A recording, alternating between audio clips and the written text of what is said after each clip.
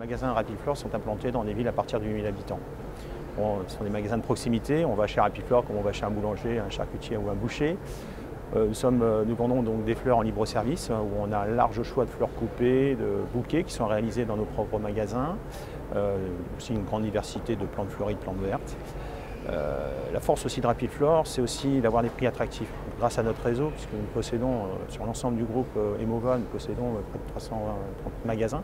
Donc ça donne aussi une force de négociation auprès de nos partenaires fournisseurs, qui bien sûr nous obtient des produits avec des tarifs préférentiels.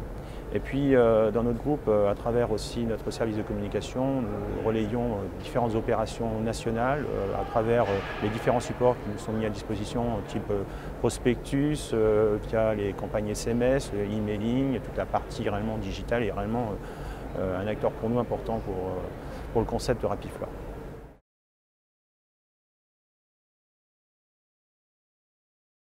En recrutement et surtout sur le futur franchisé, il n'est pas nécessaire d'être issu de l'horticulture ni d'être fleuriste. Bon, il faut réellement être passionné par le commerce et bien entendu avoir une expérience dans la gestion et le management d'une équipe. Puis ce qui est aussi attendu, c'est d'un entrepreneur, c'est qu'il soit exploitant. Pas uniquement que d'investir dans un projet, mais c'est aussi de s'immiscer à l'intérieur de son entreprise en étant proche de ses collaborateurs.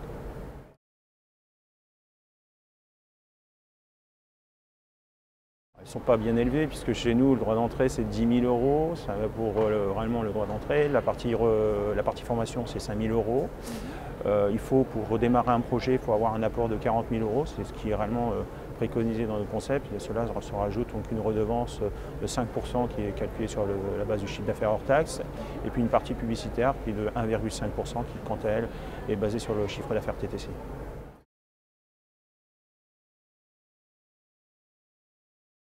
Déjà, ça doit partir de lui au niveau de son attitude dans son projet. C'est-à-dire que c'est une entreprise économique. Je le disais tout à l'heure, avec 40 000 €, on peut commencer déjà à entrevoir un projet. Et puis, c'est une entreprise simple, sincère, qui est réellement dans la complexité, enfin, l'approche avec le client, collaborateur. C'est ce qu'on attend aussi. C'est réellement, enfin, c'est ce qui se passe chez Rapiflore. Donc, voilà, il n'y a que du bonheur à venir chez nous.